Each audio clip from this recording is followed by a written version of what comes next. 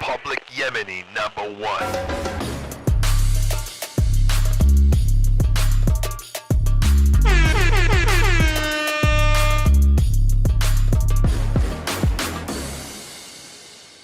Intro, Mike.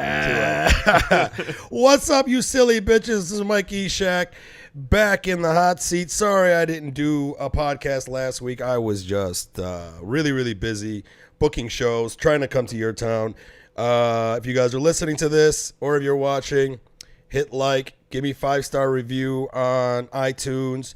Subscribe to me, Mike from Detroit, on everything. Instagram, TikTok, fucking YouPorn, you fucking name it. I'm Mike from Detroit on everything.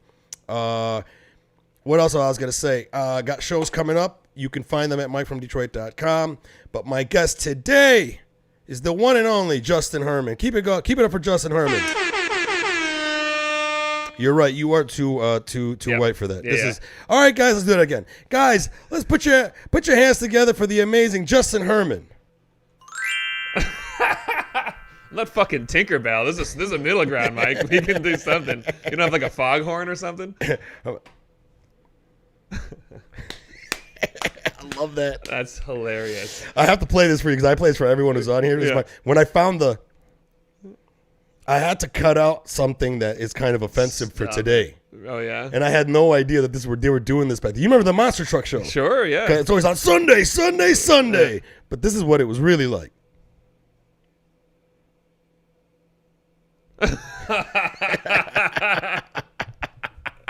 They know their demographic, bro. It's like, what? I'm not queer. We got to get tickets. Dude, I can't wait till they start making rainbow monster trucks just to bring that line back. That would be awesome. Full circle, baby, yeah. Be here and be queer. Like the complete. Hell yeah. Be here and be queer. These fucking drag queens with like the round one sign. Walking across. That's hilarious, Killing bro. Their boobs are falling out of their fucking shirts and shit. Oh, basketball. Come on, get the real shit. Basketball. Hell yeah. Oh man. Yeah, we were just talking about you were working on HGTV in Detroit, and you noticed something about like the different neighborhoods and stuff. Yeah, I'd never been to Detroit before. Last year I show ran this new home design show called Freestyled for HGTV, and we'd go into the room of a house, redesign one room in 24 hours for like low budget. So it was all about like How many hours? 24 hours with $1,500. That was the concept of the show. Okay, the concept, but is that actually how it was executed? We actually had less than 24 hours, and technically less. $1,500 was actually the budget in the line item of the show, which means that every time we had to buy paint for all 6 houses, we had less than $1,500 per house. Like, we had no extra money. So the host of this show had to legitimately redesign so there was a dramatic before and after with $1,500 in 24 hours. Real time. $1,500 and redesign one room. One room. So we did a living room, kind of like den in one house. We did an office. We did a master bedroom. Different for every home. I mean, in Detroit, if you're doing like these small little bungalows, is that what you're doing? Or are you guys going out to like? Are you going out to the suburbs like Novi? No, we did it all. Yeah, we did. The den that we did was this full, like, it was their living room, their TV room, their playroom for their 1-year-old. It was the office for their father. Like, it was not a small job. It's amazing what wallpaper and paint Tilt the microphone up a little. No, like tilt it. Yeah. Gotcha. Oh yeah. There That's you go. the stuff. So even if you want it away from you, just make sure it hits there. There Gotcha. you go. Gotcha. Yeah. Okay, so then you were saying like, did you do any homes in Detroit? In Detroit proper? We did. Like where everybody likes purple carpet.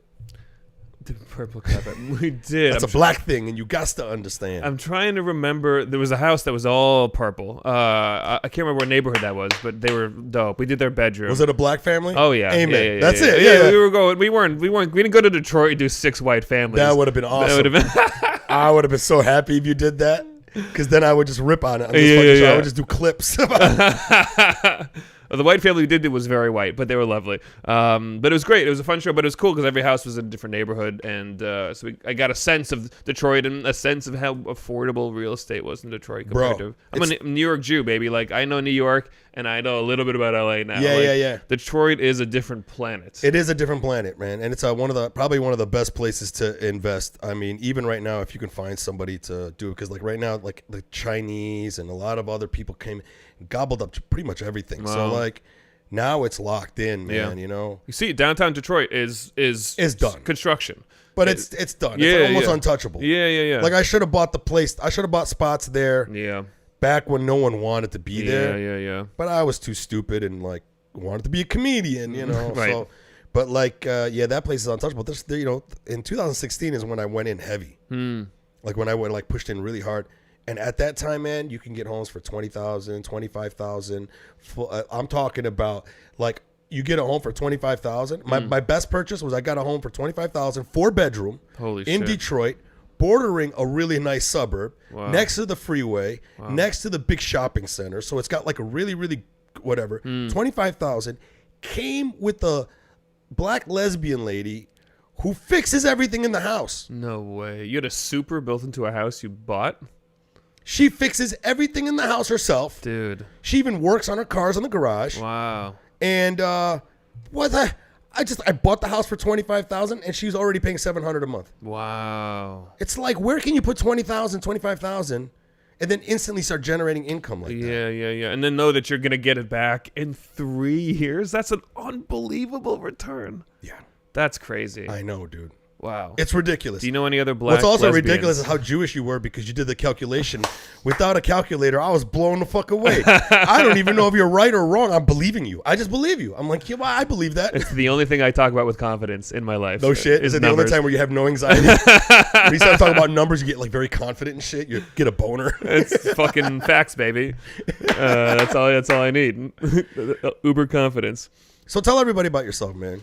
Yeah, buddy. I'm a TV producer and comedian, and you know, like I'm a New Yorker. My dad's born and raised in the Bronx. I mostly grew up outside the city. Been living there the last 16 years until about a year ago, until I moved to Los Angeles.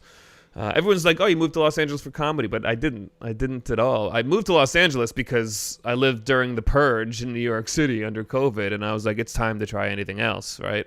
New York during COVID was tough. My whole COVID, you know, that changed everybody's life. But I was shooting an international travel show in 2020, and I was accidentally chasing COVID around the planet. I was in Asia in January. I was in Europe in February. I was in North America in March. And eventually we were like, are we the AIDS monkey of COVID? Should we shut this show down? Because this is fucking crazy. And then we did like everybody else. And I went back to New York in lockdown, and it was tough. And it kind of, I think I was burnt out in New York for a long time in general. And then COVID kind of couldn't travel for TV, couldn't travel for comedy. What am I doing here? Yeah. And I needed a different type of lifestyle. You born there? I grew up outside the city. I was born in Philly, but we moved around a lot until I was about 8 or 9. So you lived in the state of New York? Yes. Okay. So I was born in Philly. My dad was a second-year medical school student when I was born. So he had all these trainings and residencies and shit. So he wasn't actually a doctor until I was like 8 years old. So we moved every couple of years, and then we landed a couple hours north in Albany, outside of Albany, in New York. That's awesome. Yeah. But I mean, like New York is like, I love New York, bro. Yeah. The city? It's the best. Yeah. It's the best city It just in the smells world. like pee, though. Yeah, I mean, everywhere. That's why it's the best city in the world. Why? Why is that good? It scares away all the people who don't like pee. Yeah, I suppose. You got to do a something. lot of golden shower parties in New York, bro. They're all doing them at Trump Tower. Yeah, bro. I love New York, man. Don't get me wrong. I fucking love it. Yeah. But I couldn't live there, man. I had work there. One time I was there for like 6 months. I was producing. YouTube was before it became what it was now. Back in 2011, 2012, they were dumping a lot of money into like TV like productions to test stuff out. I remember, yeah. So they were dumping money into that, and I got one of those bids to do something in at Lion TV. Okay, I got hired. So I was there for 6 months. And bro, when I was there, I freaking realized there is no fucking way I could live in New York, man. That place I love it. But there was something about the energy in that place that was amazing, but it was so high. Yeah. I'm already high energy. Yeah. Oh, it burns you out. It like makes me super high energy. Yeah. I overwork myself. Yes. And then for some reason, there's no like nature for me to escape to. Yes. Because at Lion TV, I'd look out my window and there's another fucking window. Yes. And then I would go to like Central Park. Right. And then it's just like you realize this is a fucking zoo for trees. Yes. Like you guys actually have trees in a cage. So yeah, and then when I came here to LA, man, I was like, this is it. I remember the first time I had my job out here producing. I was at a place out in La Brea. I wasn't even here like 2 or 3 days. I went to go take a piss. right? After like taking a break, go to take a piss. Went to go take a piss. Then I look up over the urinal and there's a fucking window. And on the other side of that window was a palm tree. And my shoulders went, something about the palm tree, bro. Dude. And only in New York had palm trees. I guess, that's all it's missing. They soak up the pee smell. It's perfect. They're great. They're great trees. Dude, New York, I think, moving to New York at 22 and, I moved there full time at 22 and I was broke. I could have had less expectations for living in a nice place. And so when I lived in absolute shitholes for years, I was calibrated to it, like even now when I go back, I've only been gone about a year and a half and I go back and I see my friends' apartments. I'm like, wow, this is what we normalize. Like, dude, I'm hearing conversations through the walls of your neighbors. Like, and you bought this place for $900,000 and I can hear your fucking neighbors talking at this volume. That's crazy. That is crazy. It's crazy, man. And you didn't even realize that you left. Yes. Isn't it funny how when you leave and then you come back to certain places, you're like, this is what I was okay with? Yeah. That's why reverse culture shock is always worse than culture shock. You go to another country and you're shocked that everything's crazy and exciting and you kind of expected it. And then you come home and you're shocked by what you were used to. And you're like, oh my God, this is how I live and this is how people are. This is really weird. I think the weirdest thing I notice about America when I travel overseas, it happened more here because over here, for some reason, people don't have a sense of community. Yes. People are not rooted here, right? Correct. People are just about themselves. Yeah. The closer to the centrifuge of Hollywood you are, right? People are just there's no sense of community. Yes. Transient. But when I first moved here from Detroit, man, I was enamored with LA. I still am. But I was enamored on a level that like I wasn't seeing the people and how they really were. Yeah. Does that make sense? 100%. I'm just happy to be here. Well, you went from fucking cold ass, fucking Detroit, shitty Detroit, beaten up Detroit, right? And then I come here and I'm just like, ooh, I love doing chores here. It's fucking or like running errands, fucking great. Yes. Then I went overseas to Thailand, and I think I was there for like a month or something like that. Then I remember I flew back here. It was either Thailand or Indonesia. I love going to those places. Anyways, the people in Southeast Asia, bro, are so warm. Incredible. So kind. Yes. So open. Carefree. Their sense of community is on a level where you're like blown away that you can meet someone in the neighborhood in Indonesia, and then next thing you know, he's inviting you over to his house to meet his mom and come hang out with me and my friends. And it's like it's on another level. Yeah. Then when I came back to LA, I remember as soon as the plane touched down into LA and I saw how everybody got up and put on their LA face, I was like, fuck this place. Yes. And it was the only thing that ruined it was me going to like Indonesia or Thailand. Of course, it's that reverse culture shock, man. You see your home in new light. I think it's fascinating. And I mean, I can talk about this for the rest of our. This is my sweet spot. Is it okay? Okay, go. I mean, a lot of the problem in America, I believe, is the failure of the suburbs. Right, like in the 1950s, this is like the American dream incarnate. Was we created the suburbs. We created the space outside of the urban centers where you could go and show that you were successful and wealthy, and by buying a house in the middle of fucking nowhere and dropping your kids and your wife there, and then the guy goes to work and everybody else stays home, completely isolated from their family and isolated from the world that they knew. But we treated the suburbs like it's this perfect solution. And listen, there are great things that come from the suburbs. You can buy homes, obviously, in places that you couldn't in city centers. Life is easier, but the suburban experiment to me is just a box store lifestyle. Like you live in your boxes, you live in your house, you get in your car, you go to your office, you go to your grocery store. Say box store? Box store, yeah. It's the Walmartification of America. We have made a suburban experience so isolated from each other. We don't design city centers. We design suburban sprawl. We create cul-de-sacs instead of centers. Like we focus on how do we put everybody at the edge versus at the middle. And the suburban experiment, I think, has isolated us. I think this is why it's so easy to be polarized. I think it's so easy to be scared of each other. This is why we're scared of each other, because we don't live in places where we can walk and bump shoulders. This is what makes New York so great, is you're shoulder to shoulder with everybody on the planet. That's what I love. And in the suburbs, you're not shoulder. In LA, to me, LA is not a city. LA is 17 suburbs stapled together. So what you're experiencing with what's weird about LA, to me, is that there is no successful city center that people congregate in. You know, in Australia, where my dad lives, even the 70,000 person towns, they have what they call CBDs, which are central business districts. That's everything flows to the middle. Everything flows to walkable streets and shops and cafes, and it puts people in the same place. I've been there. It's great. And the people in Australia are amazing. Amazing. They're great. Yes. They're nothing like what I expected them to be. Yeah. They're Right? very comfortable. They're very comfortable. They're very like cool. But it's also, you know what I say when I go to Australia? It's like white people, but they're on island time. Yeah, that's funny. Right? Yes. Yeah, White people on island time. Yes. Like legit. Sorry if I just fuck with these settings right here. Get in there, buddy. This is, I keep going, but this is fascinating because I also have my own thoughts about this.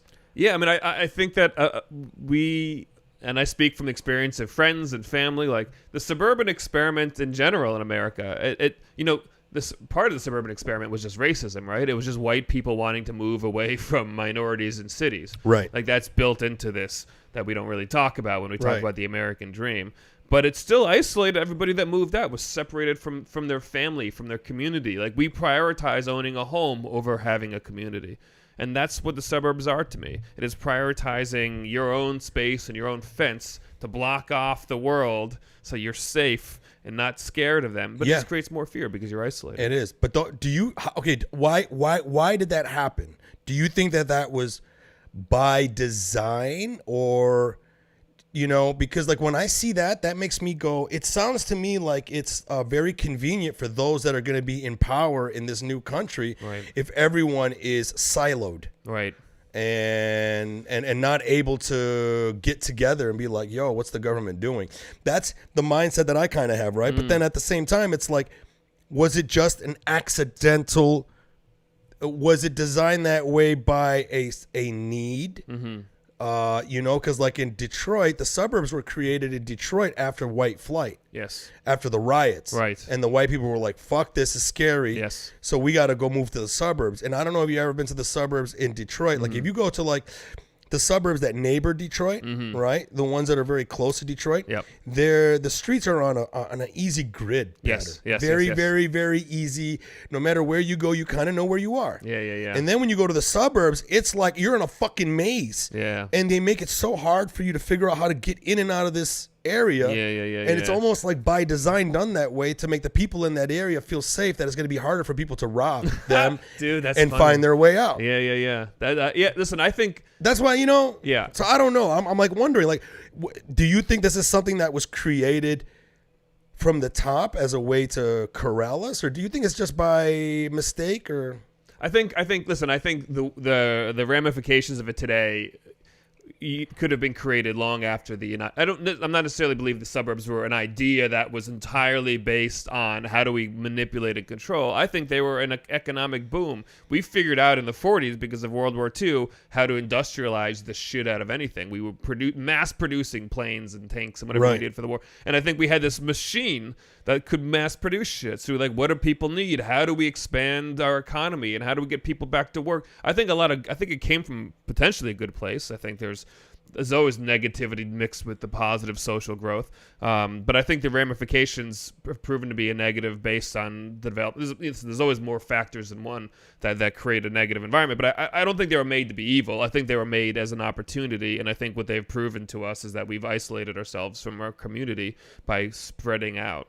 But it depends where in the country you're talking about, too. Like, I think places like Texas that come from this cowboy mentality of kind of roaming the wilderness, the suburban experiment is a different thing for them because they were all rural and cowboy towns, and they kind of more came together. So it depends. It's casting a wide net, but one that I think about a lot when I look at the problems in America. I think that's just it could be a byproduct of like individualism. Yeah. Do you know about the father of? So, okay, this. I want to go down a little rabbit hole. Hit it. About some stuff. Okay, let's talk about the father of, and to me, this is where I'm going to draw parallels between like the Arab worldview of America and how almost the same things happen to two men that have sort of created a violent outlet for their people. So on one side is Theodore Herzl, who created the State of Israel, who created Zionism. And then the other one is, I forget his name, but he's the father of modern day terrorism. Now, the guy who fathered terrorism was a very peaceful man, just like Theodore Herzl. Theodore Herzl was a Frenchman who was Jewish, and he was an author. Do you know anything about Theodore Herzl? Not a lot. Okay, so he was an author, and he was a pacifist. He was a guy that was all about trying to find a way to get European Christians to accept and assimilate European Jews, right? Because there's a lot of hatred towards Jews. We know that throughout time. And Theodore Herzl was like very passive, and even in his writings, there was like writings that he's had where he was wanting to see if he could convince Jewish people to interfaith marry Christian people, Catholics, so that we could start getting over this whole hate thing, right? He was all about bringing people together, okay? Then he had a change of heart when there was, I think it was like World War One. No, it wasn't World War One. There was some type of a national conflict that France was having a war with in the late 1800s, and one of the generals was a Jewish Frenchman, and he was wrongfully accused of treason, and the hysteria started spreading on the news and everything, and then like anti-Semitic hate really increased in France to the point that it really shocked Theodore Herzl, and it pissed him the fuck off. And in one night, in a fervor, an actual angry fervor of like what's going on in the world, stream of conscious, he wrote the book The Jewish State. Right? Interesting. And in that book, when I read the preface, it basically said that he wrote this very quick, stream of conscious, almost no editing, right? Wow. And in it, he goes against everything he used to think of. Stop being passive. It's time for Jewish people to really start growing fangs. It's time for us to get our own land. It's time for us. He's the one who started like beating this drum, right? Wow. So here's this guy who was very peaceful, right? Yeah. And then his will broke and realized, I can't be that anymore. We have to be something else. Wow. And he inspired a whole new movement, the Zionist movement. The other guy, which my name escapes me, he was in Egypt, and he was also an author, and he had a huge following. He was a peaceful Muslim, and he wrote so many like books on being like, you know, the best peaceful. He was just such a good person, right? Then the United States and the CIA overthrew the government to install their own little guy named Sadat. And when they did that, this author somehow got rallied, picked up by the CIA and tortured for 4 years. Like brutal torture, using dogs and all kinds of shit. Then I guess he got released. And he was a changed man. And he too wrote a book. And this is now everyone who's a big fan of him. And now he's like changing his tune. Wow. It's time for us to grow fangs. It's time for us to kill anyone who believes in this American poison called individualism. And that's the one thing that he started realizing here. And he said that in his book, he said, individualism paves the way for tyranny. And he saw firsthand how that was, because before he got tortured, he came to school here in the United States. Interesting. And he studied here. And the one thing that bothered him was everyone's front lawns. He's like, he didn't like the idea of these people having a front lawn. He noticed that there was no sense of community. He's like, these front lawns seem to signify I'm better than you. And he goes, when he went there, he was baffled to see that instead of Americans being like they are in the Middle East, very communal and everyone's together and everyone knows all that, he goes, they're all competing against each other. They're showing off on each other cars in the driveway, and this is my grass, that is your grass, and then he started talking about commercials. How he goes, the commercials here just all they do is just brainwash you to think of yourself and and you have a problem and you need to fix it. So he really saw it.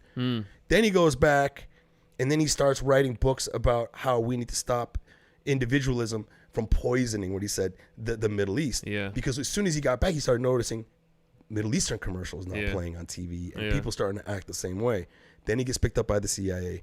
Then he gets tortured. And then he basically is the father of terrorism after that. But his idea of like the grass and everything, it's almost everything like how your observation is in terms of the cul-de-sacs. Yeah. So to me, it's like, here's a guy who saw that a long time ago, and it seems like it's only happening here in the States that we have that. We're very unique. I mean, even Australia they don't do lawns. They do garden. If they do anything, they plant gardens. They plant. What the fuck? Who gives a shit about grass? Grass is so fucking stupid. Are you fucking kidding me, America? Grass? That's our big. It's just a moat.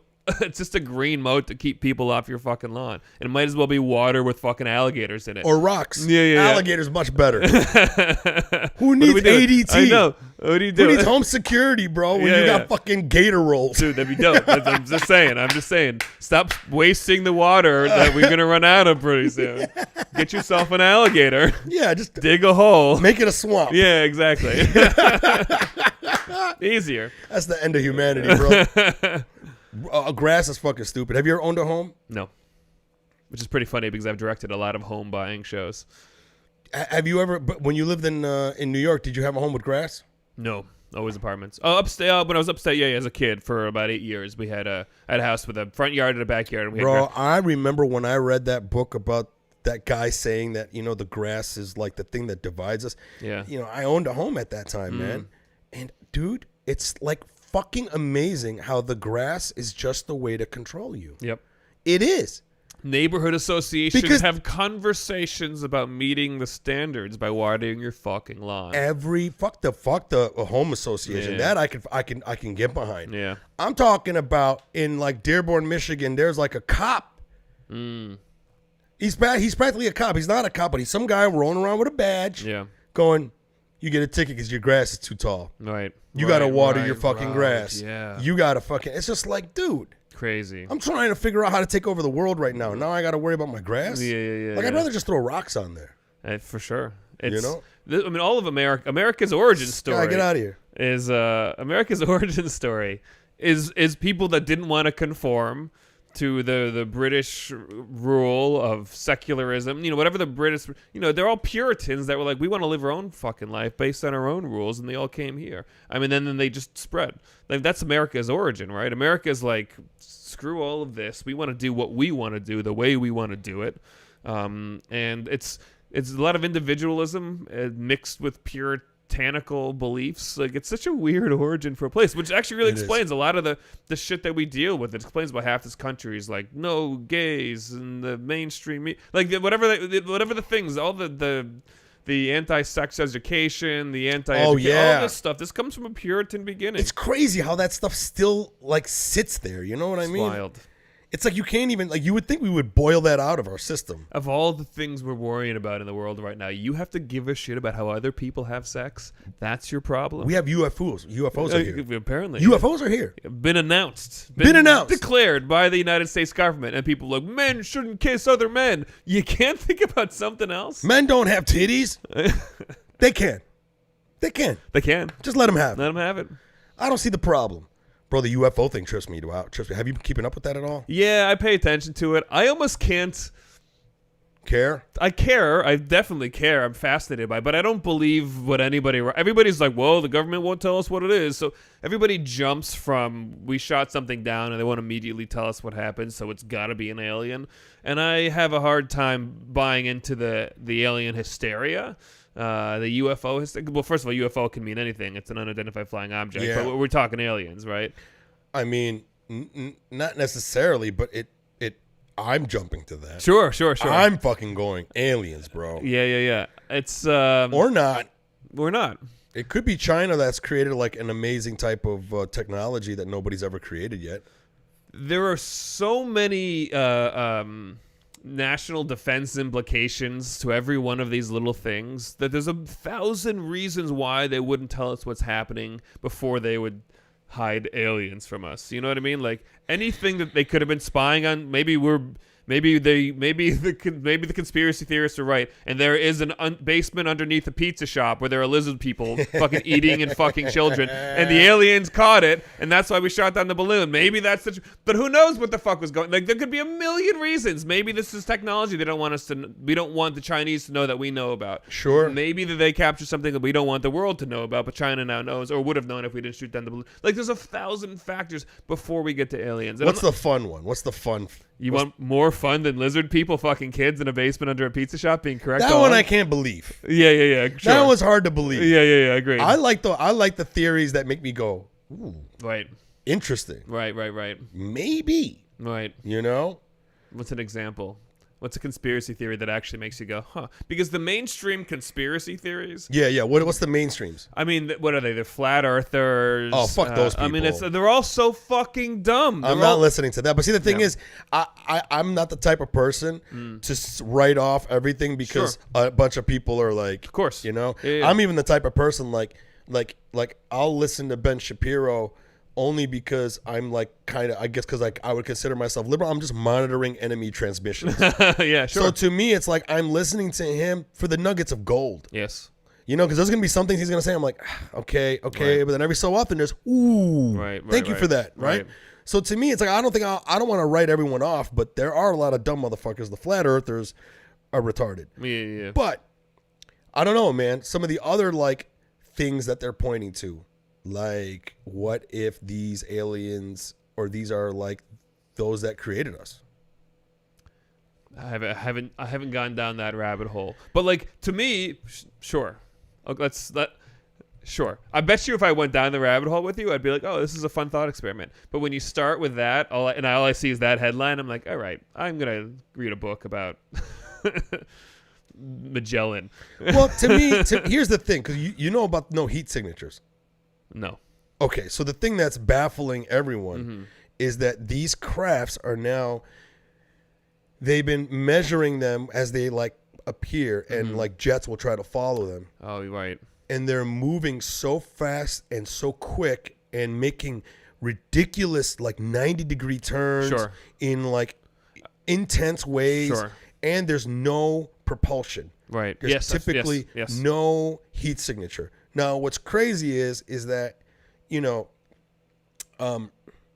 Albert Einstein, before he died, he came up with the equation that points to the fact that gravity is more like a fabric and that it can be bent. Right. And the thing that can bend time is like a fabric. And the thing that can bend it is gravity. So gravity is the thing that can contort time. Right, and that's why a black hole, the closer you get into it, the more the time. Yeah. So, and he never got to see that proven. He died. Then later on, because basically what he said was, if you could find a measuring device to measure it, you'll find that at the outer edge of Earth's atmosphere, there's going to be a curvature in space-time because of the gravitational pull of the Earth is going to bend space-time just a little bit. Right. They found out he was right. Right. They found out he was right so much that that's the reason why GPS can find us. If GPS didn't have that equation in it, it wouldn't be able to calculate for the bended space-time, and it won't be able to find us accurately on the planet. Right. So if you take the fact that time can be bent with gravity, he theorized that in the future you could travel with a gravitational propulsion system. And his idea is that if you were able to harness gravity, you would be able to bend space-time, fold it, and you can go from point A to point B in a second, not because you traveled there linearly, but instead you folded space-time and brought the location to you, which is fucking crazy to think about. That is a fucking pretty impressive Jew right there. Right? So the idea of like, instead of driving to the comedy store, you fold time and space and bring that location to you. Right. Which is actually you're going there. Right. Okay? So if that's the case, then a lot of these things that they're starting to say that they're like noticing about these crafts Yes. seem to point to that. The Right. fact that it can go from like 50,000 feet above sea level to just 1 foot and within a split second. Yeah. We don't have anything on here that could do that. Yes. So those are the things that kind of make me Yeah, go, yeah. fuck, man. Yeah. Has somebody today figured out how to do that? Or are those aliens or are those future humans? Right. Well, so I've read about that stuff a couple years ago. I thought you meant the balloons we were shooting down were doing those moves. No. Yeah. Cool. No, that not stuff the balloons. Yeah, The yeah, balloons fuck thing the was- balloons. Yeah, thank you. Great. Same page. Yeah. Same page. Great. Oh, you thought I was talking about the balloons? Yeah. No. Once you got into Einstein, I was like, wow, this is a really fucking impressive balloon. And then you explained, and now That's hilarious. same, Who's high? Same page. Fuck. It's so good. I've read about those detected ships, and yeah, that shit is interesting as hell. I have no idea. How could I possibly speculate? To me, it's always like, are they here to kill us? Are they here to observe us? Or do we have a connection to them? And if they're here to kill us, they would have done it already. Sure. If they're observing or manipulating us, I have no power over it anyways, so I'm going to live my life. That's kind of how I always think about that shit. The possibility that the Defense Department of the United States has advanced technology, I wouldn't rule that shit out. I wouldn't rule that out because either. they won't tell us anything. I won't rule that out Dude, either. I interviewed the chief neuroscientist at DARPA, who invents all of this shit, who invented fucking LSD and fucking MDMA in the 60s. You know, like DARPA is an unbelievable science program that creates all this covert technology. You know, cell phone technology is shit the military had a long time before they trickled into us. A lot of our Yes. our amazing household stuff that we have first started with military advancements. Yeah. So however fucking far they are, we'll never know, until they want us to know. So is it possible they figured out how to bullet? I don't know if they've bent space-time, but like some of this shit could be argued that there's a technology invented that we don't know about. But this shit is also so fucking advanced, I also find it hard to believe. I feel like there's so much information in the world out there, and so many people spend their time staring up at the sky, waiting for planes to fly by, and then trying to explain it. I don't know. I feel like hiding the ability to bend space-time would be a big, tough ask. But I don't know. Who knows? Oh, you think so? You think that someone would leak that, huh? I don't know. Like...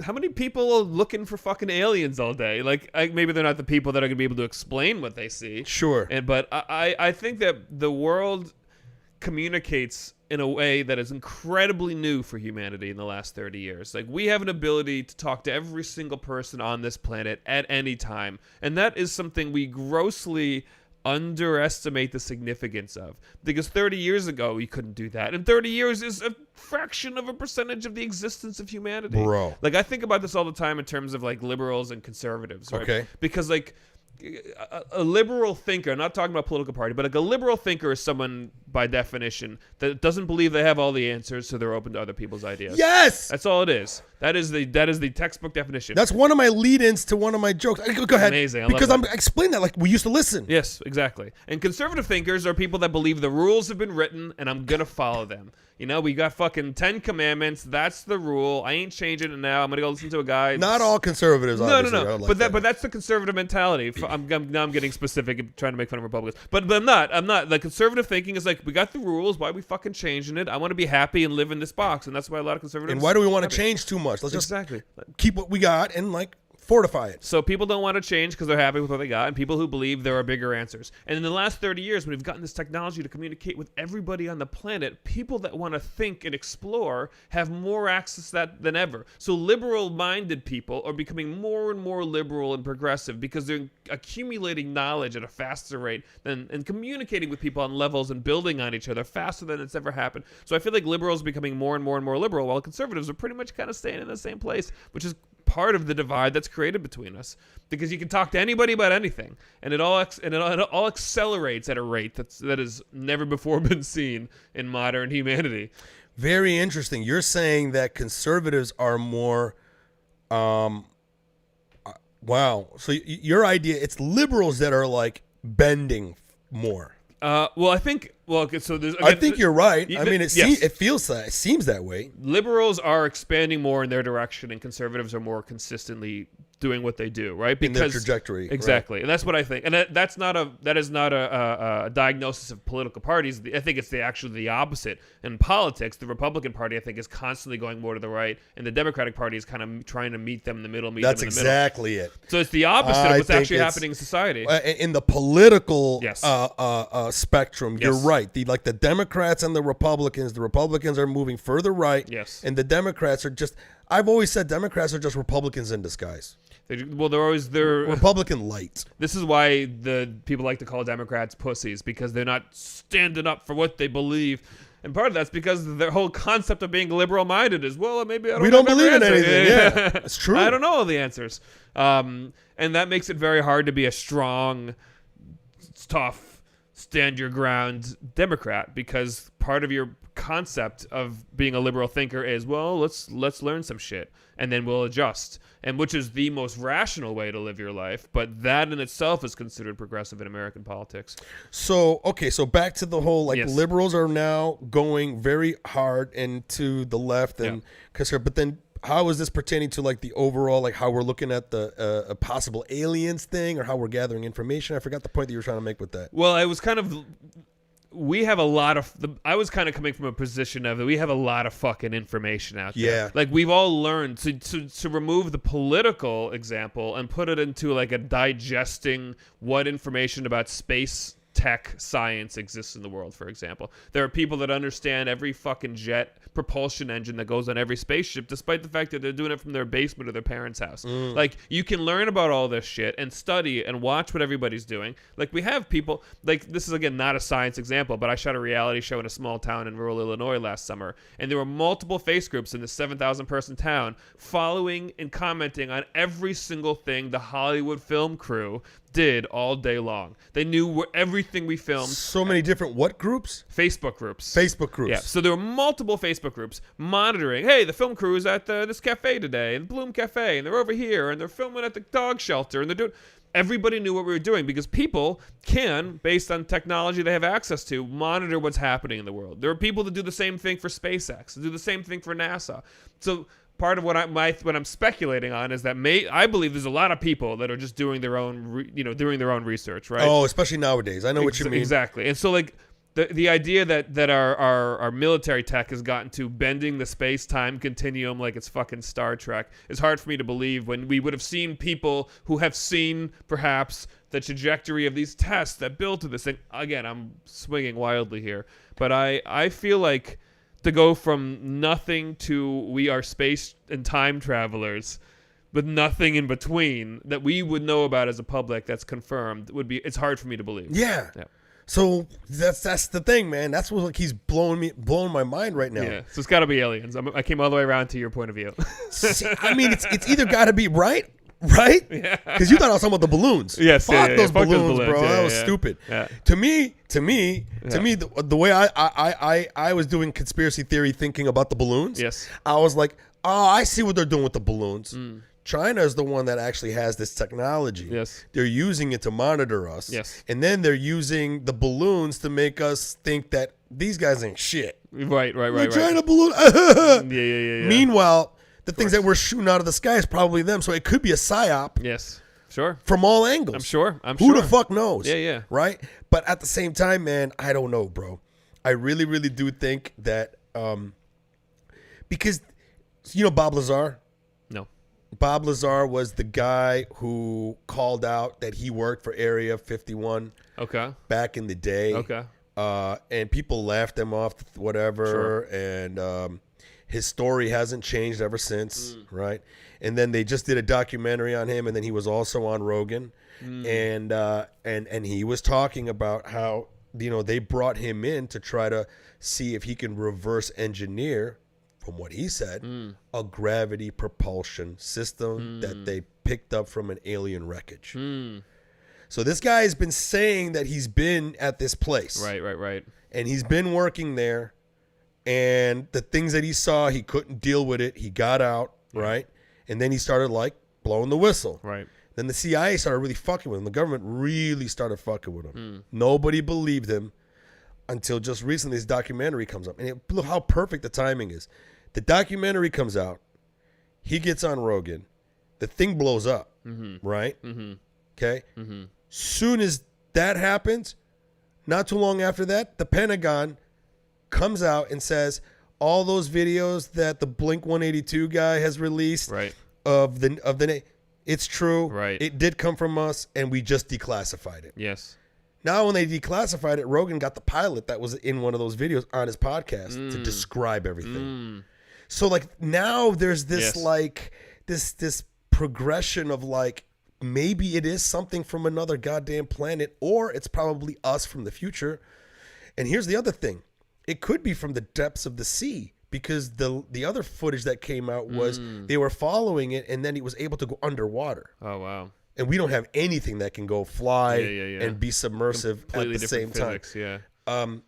So now people are like, what if these things are like, they've always been there, but they've been in the depths of the planet? Yeah. So I don't know. But then again, a lot of the footage that comes out, a lot of the sightings happen in San Diego.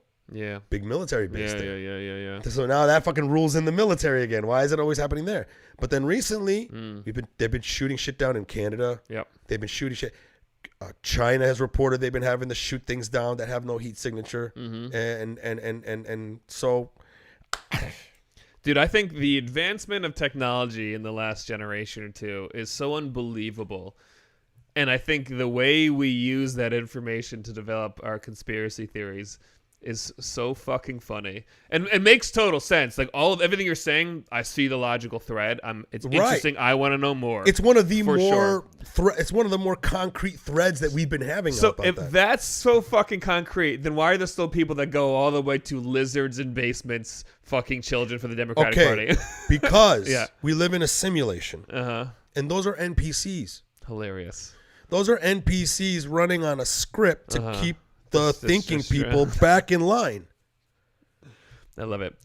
I love the way that conspiracy theories have become so mainstream in the last 10 years. Like 10 years ago, I'd watch like doomsday preppers on TV and be like, these fucking psychopaths. Now I like follow all of them on Instagram. Like, we've gone so far into like, the world is unstable as hell. It's going to get to a point where David Icke, everyone's going to be like, damn, David Icke, we should have listened to you from the first. He's the lizard fucking people guy. He's that. You know, listen, man, you're right. Because it almost seems like what science keeps finding more and more. It's very weird, but it's also in a way making religion seem to be more and more real now. Interesting. So I don't agree. I would love to hear more on that, because my first reaction is not. I know that, agree, but I'm like now because the okay, like you listen to you okay, so my idea now of like with all these other independent archaeologists that have like hit the mainstream and scientists that are like now bringing in new information that has seemed controversial, but it's actually pointing to fucking real things. The idea of religion now to me is that so humans were actually here far longer than we expected. Okay. Now there's like things that are pointing to that. Right. Okay. Right. They found water erosion on the Sphinx, right? At the base of the Sphinx. Okay. And if that is true, then that dates the Sphinx further back when that area had water everywhere.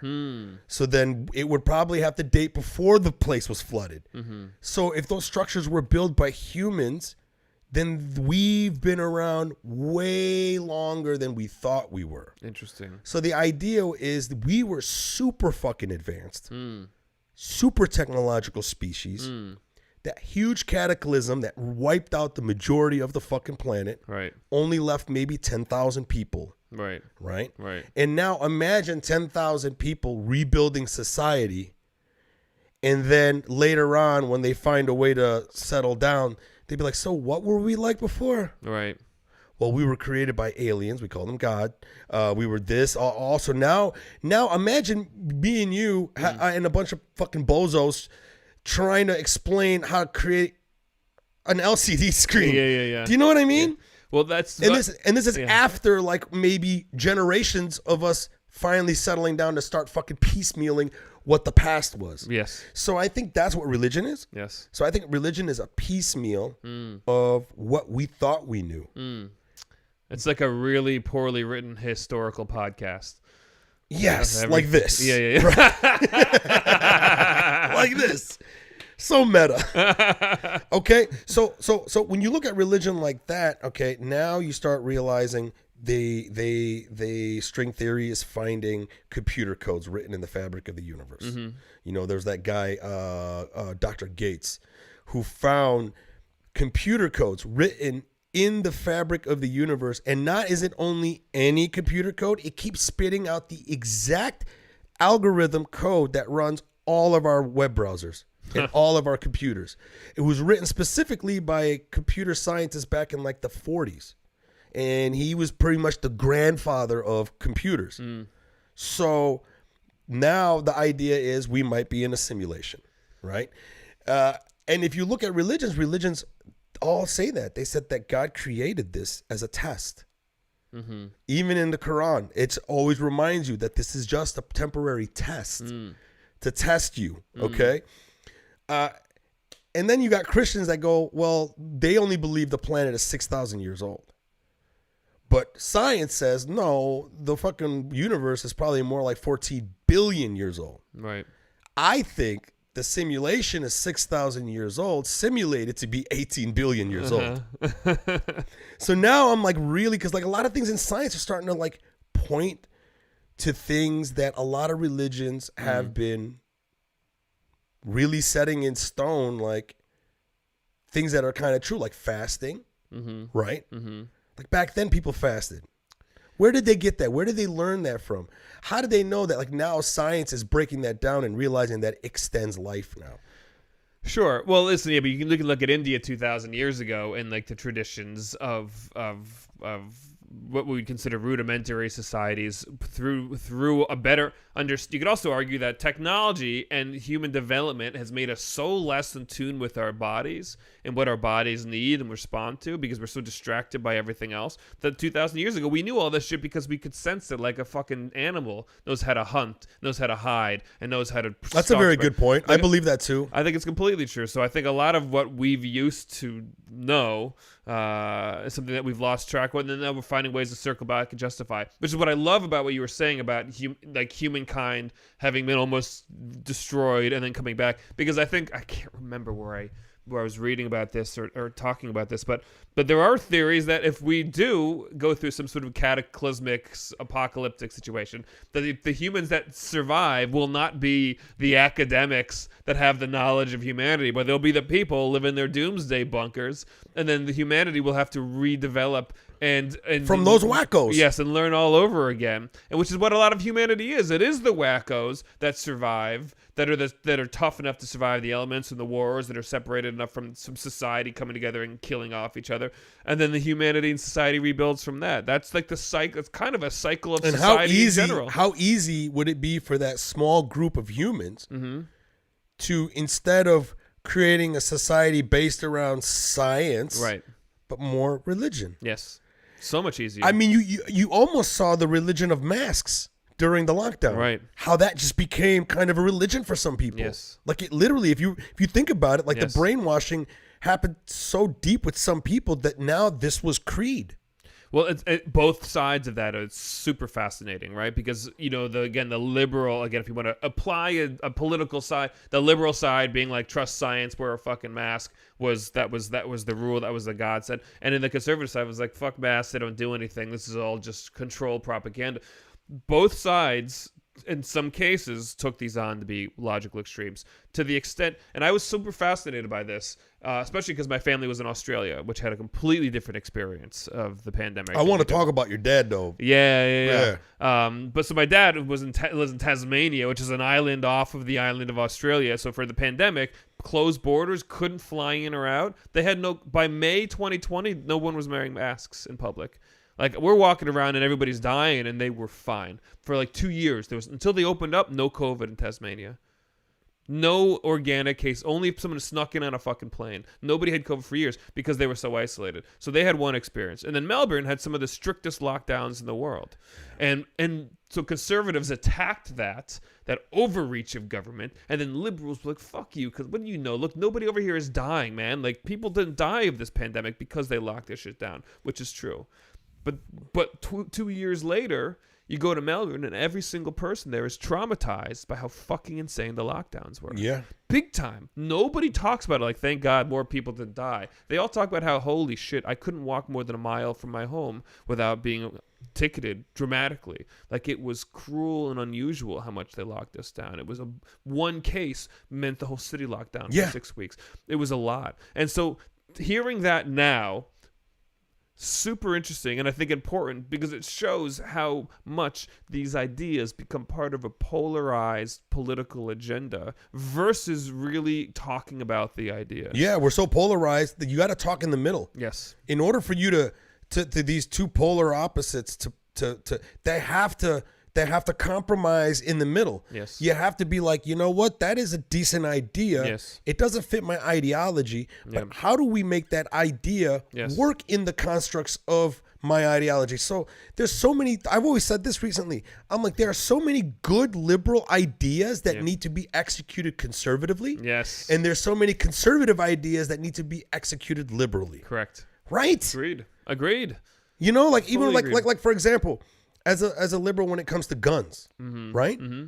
We need to realize the logic in that guns are here to stay. Yes.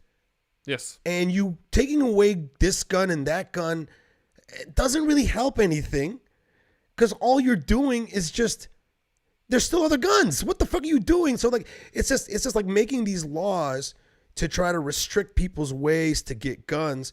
Instead, it's like, why not instead embrace the Second Amendment and in a liberal way be like, let's regulate this. Well, let's treat this in a way that we do treat cars. So conservatives are like, no, don't touch it at all. Well, I think there's a part of that that's right.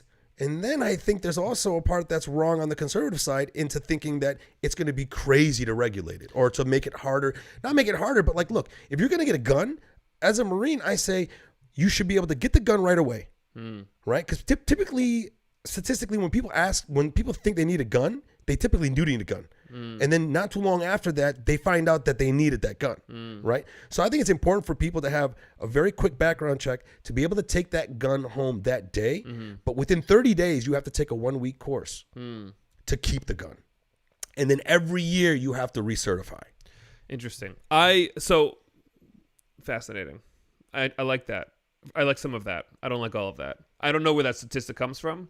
I can see the exact same reason people needing a gun because they're mad at their boss for firing them and I need this gun fucking right now so I can go shoot that motherfucker in the face. Sure. It could go either direction. But I think you're right. Your thesis is absolutely correct. The problem is I think there's been a lot of common sense gun control measures pitched. But because of, again, then you get into the politics. I don't want to lose. I'm my constituents. The NRA is giving me all this money. The problem is the fucking lobbying means that you cannot actually have a common sense conversation about it. First of all, we know certain types of guns cause most of the deaths in mass shootings, right? We know it's automatic weapons. Why do you need an automatic weapon? But they're not automatic weapons. Oftentimes they are. They're not. They say assault rifle. Right. It's not an assault rifle. It's a semi-automatic rifle that looks like an assault rifle. Right. The narrative has been so like brainwashed. Right. That they are brainwashing us to look at that rifle as an assault rifle when in actuality it's just a rifle. Right. Are you talking about the M16s? You're talking about the M16 is the military grade assault rifle. Right. Right. The one that I had in the Marine Corps. Yeah. What constitutes an assault rifle are many things. Yes, of course. One of the namely things is that it shoots more than one round at a time with one squeeze. Right. So you put one squeeze and that's like automatic, or you have one that's like the M16 is a 3-round burst. You have a single shot and you have a 3-round burst. Right. The civilian version, the AR-15, doesn't have, it's only one shot at a time. Right. Every squeeze is one shot. Right.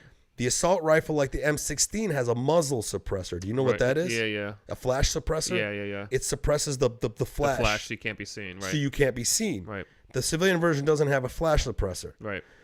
They do that specifically so that if somebody's nefarious trying to, like, you know, prop up on a tree to shoot someone and not be seen, you'll notice his location. But like the military has... Isn't it pretty easy to buy some sort of flash suppressor for the AR-15? Listen, anything can be done. Sure. You can 3D print guns now. Exactly. So what's the clip size for an AR-15? I can't 100% remember, but I think you can get an extended clip. Yeah. I forget. I think it was maybe 10 to 15 rounds, I think. Yeah. I think guns are awesome. I love shooting a gun. I've never felt more powerful. I get it, Texas. I fucking love guns. Right. I get it. It's fucking dope. Yeah. I don't see any reason why you need an AR-15 to hunt. You know what I mean? Like, I don't see why we don't need a really nice rifle. I'm sure it's I think it's fucking awesome. I don't want to take them away entirely because I think getting to play with shit like that is fucking awesome. But how do we prevent people with nefarious means? Like, shouldn't you have to work up to that? Like, where are the fucking give them a goddamn musket. Give them a bolt action musket for the first 30 days. Shit. Nobody wants that shit. No. Good. But make them learn how to be good with a gun for 30 days. And if they're a psychopath with putting a bayonet on their gun and charging into a school, it'll at least be better. That's where I'm talking about the it's got to be regulated. Yeah, agreed. I think that there needs to be certain listen, I'm not an expert, but I know that there could be milestones that we could systematically put in place. Right? Like, if you're an older man that has like osteoporosis and you could barely get your like clip in, and you know what I'm saying? We need to start figuring out, like, what do you do with someone like that, right? Mentally unstable. What do we do with fucking people like that? But in the end, man, I don't know, dude. I just think that I hate the idea of guns. Yeah. That's where I'm liberal. Yes. The liberal in me is like, it would be nice if we could just flip a switch and not have guns. Yes. Because it's all it is a compact, effective killing machine. Correct. And it's designed specifically to take a person's life. Yes. Nothing else. Yep. More than anything, take a person's life. Yes. In the interim, okay, shoot animals too. You know what I mean? Right. But initially, that shit was invented to protect and or assault people. Yes. Now, with that being said, think about how many guns are out there right now. There's 400 million guns in America, something like that. Way more, bro. Yeah.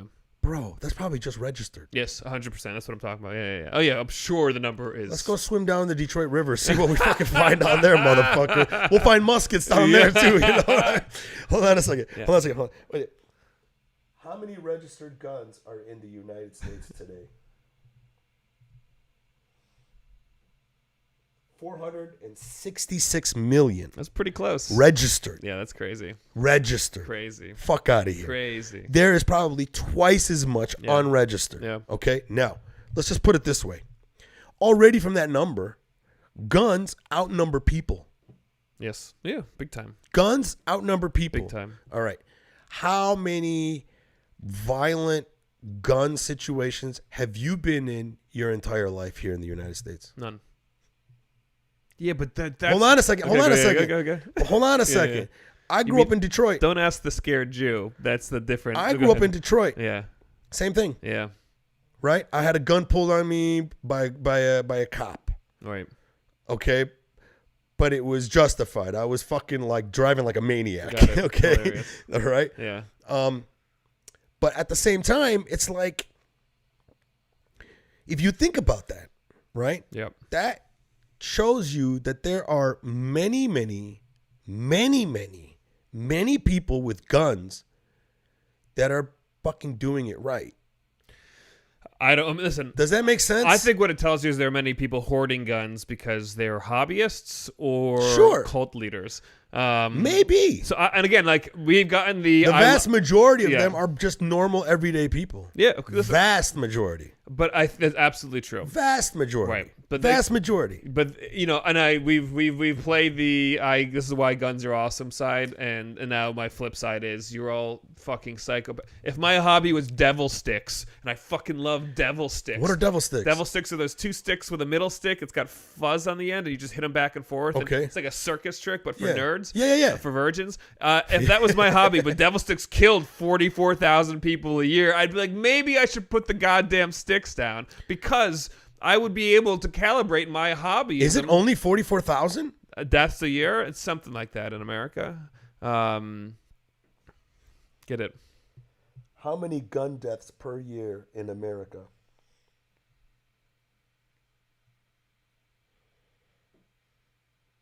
Just give me the fucking number. Every stat. It's a lot. Yeah, you're right. 40,000. 40,000, yeah. Okay. You keep fucking doubting the Jew on his numbers, buddy. How many people die in car crashes in America every year? Same. Yeah. Same amount of people. Yeah, cool. But let's look per capita. So let's get rid of cars. Let's look at Europe and say how many people die of car crashes a year in Europe, because it'll probably be the same because cars have a means more than just murder. But guns, you would have to calculate that per capita. Sure, exactly. But I bet you it's comparable, relatively speaking, compared to gun deaths everywhere else in the world, because everywhere else in the world doesn't let AR-15s. But we are the land of the gun, though. Sure, and I don't think. Listen, if we could, but how do we get rid of guns? We don't have to get rid of guns. What do you think we do then? We get rid of the exhausting opportunity to collect so many of them that every child that's mad at their other children in school can get one and kill people. Like you're right. You have to regulate it. We don't regulate. Yeah, but shit. the statistics of those like shootings. You know what I blame more than anything? I don't blame the guns. I blame our culture. Oh, we are 100% a mentally ill country. I blame our infatuation with putting a person's face on the screen of everything. Yeah. This is the guy who shot up the school. Yeah. And for fucking weeks on end. So now you're just giving sick people who are egotistical an opportunity. But sick people an incentive. With knives do less damage. They just do. I don't know about that. I think there's some statistics out there where I think somewhere in like Australia, some guy with a knife killed and stabbed so many fucking people. It's never double digits. It happens in Japan. It happens in Australia. But it's never double digits. It's never 44 people at a shooting at a concert in Texas. It's never 12 That was the one that was the most insane. Crazy. Bro. It was a record setting. I mean, and that was the most insane one. That's the one that made you just go like, bro, if you're in that situation, you are fucked. Yeah, all of these situations. I mean, we have a trauma about this. Dude, there were people at the shooting at Michigan State that were at shootings at their high schools. There were children, 20-year-olds in Michigan State right now that have lived through 2 mass shootings in their education system. Smash shootings? Is where a bunch of teenagers are fucking and then there's a shooting that happens. That's the I didn't get invited to the orgy shooting. That's a big one. That one happens a lot. Yeah, that makes me mad. I know. I got a bow and arrow waiting for those motherfuckers. I'll be so obvious. Yeah. I'm like, where's my gun? All right, I'm pro gun now. If I can't shoot this load, I'm shooting y'all motherfuckers. I've been practicing my edging for weeks. Oh, man. Yeah, dude, listen. See, and that's the thing, buddy. Bro, that's where the liberal in me starts going, ugh. You know, when I really put those things like that Texas shooting and wasn't that? Oh, shit. Oh, fuck. We got a phone call. Somebody's going to yell at us. I love it. Hello, you are on the Public Yemeni podcast with Mike Eshaq and Justin Herman. Who is this? It's Bacon. All right, Jason, what's up? Long-time caller. Yeah.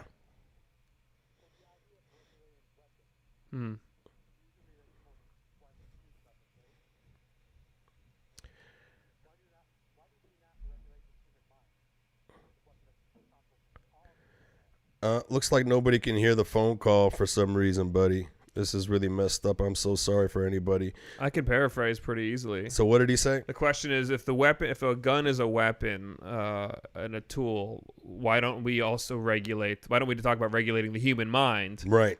Which is also a tool that can be weaponized against other people, which is an interesting thought experiment. But all I'm saying again is, if the human mind wants to kill people, and it has to do so hand to hand with a knife versus with a multiple clip assault rifle, it's going to kill less people. Listen, people don't want to be regulated, and I don't blame them. I don't want to be regulated. You know, I've spent a lot of time in India, for example, and India is a lawless place, and some people love it and some people hate it. But Indians, when they visit Switzerland, they're like, this place is fucking nuts, because Switzerland is the most regulated place. In Switzerland, you can only move on 2 days out of the year. If you want to move apartments, it's either on one day or the other day. Those are your options. That's how fucking regulated. What? That's too much. Too much. It's a clean, pristine existence, and it is the most boring white people shit as a society, because they're so regulated, and maybe they're happy, and that's great. But as an outsider who's used to less regulation, it's crazy. Most of us, right? Yes.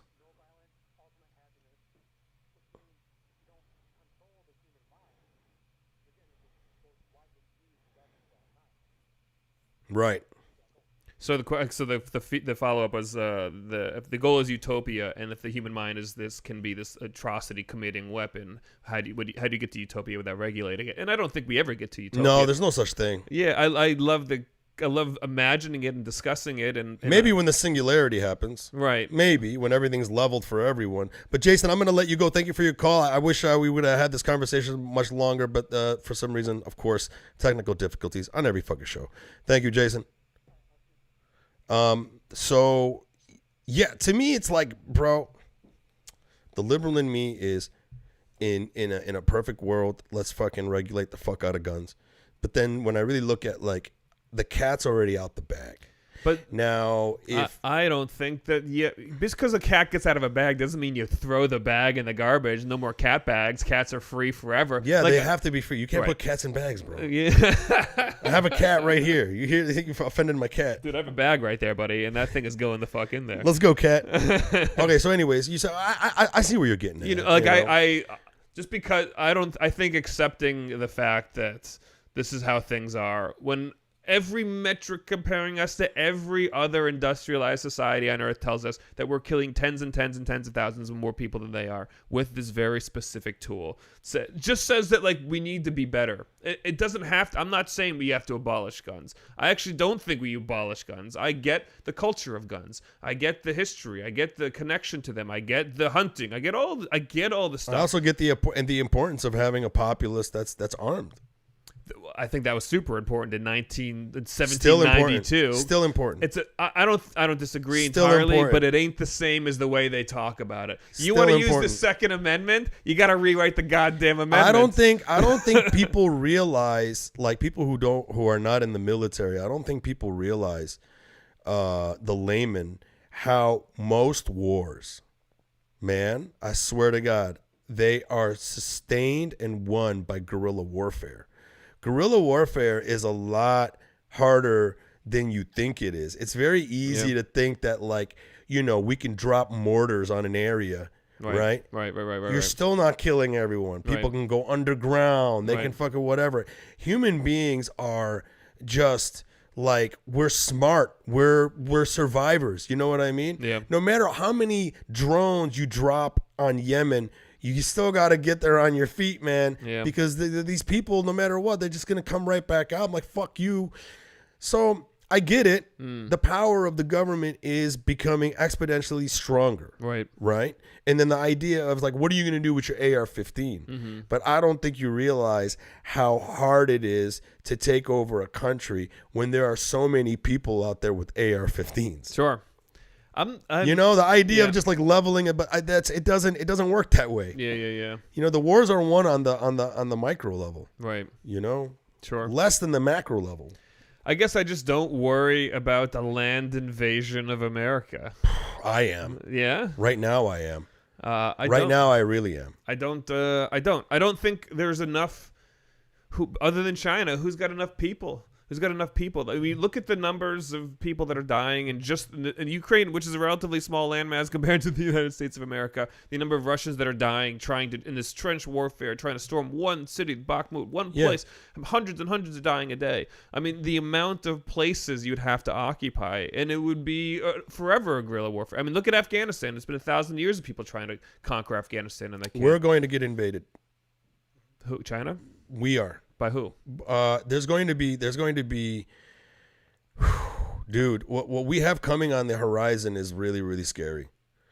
Just on the economic front, how we're going to lose our place on the world stage 100%. as the dominant currency. 100%. Once that flips, that's going to be a cascade of fucking problems for us. But not only that, we got resource wars coming. Yes. Water is going to be a resource war. Michigan is going to be fucking, I'm gonna have to sell off all my homes now, bro, because that's just, or it's gonna be underwater. All right. You know, and then it's going to be not only resource wars, but war for land. Yes. What are you gonna do when all of a sudden like half of India is underwater? Right. Well, that's what the Kashmir is a battle, because Kashmir has access to all this glacier runoff. That's like, Kashmir is like 20% of the water that Pakistan could have. That's why Pakistan could never relinquish. That's why they say Kashmir is the most likely place for a nuclear war on Earth, because it's about water. Yeah. That's all what it's about. And that's going to be exacerbated, bro. Yes, big time. You know, Big I time. mean, like Israel had to like invade South Lebanon for the water. I mean, that's they needed water so bad they had to take it from Lebanon. You know what I mean? And it's going to happen, man. And that's the thing that worries me. So I don't know. I think right now is the time to get a gun. I never really had a handgun before, right? And then recently during the lockdown, everything started falling apart here. I had AR-15s before, right? I've had those, but I sold them or whatever.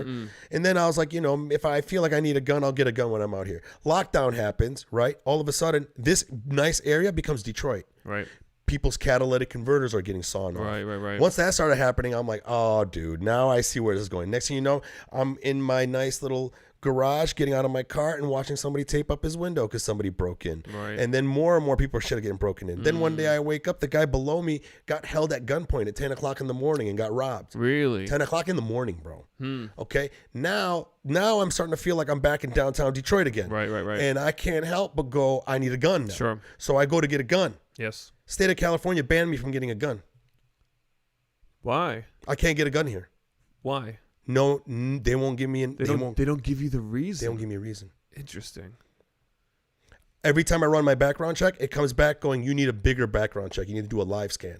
I go pay the fucking money to do the live scan. I wait. Next thing you know, it comes back, says no. Then the guy at the gun shop goes, sometimes this means you might need to do another live scan. So I did another live scan, paid for another one. That came back no. Wow.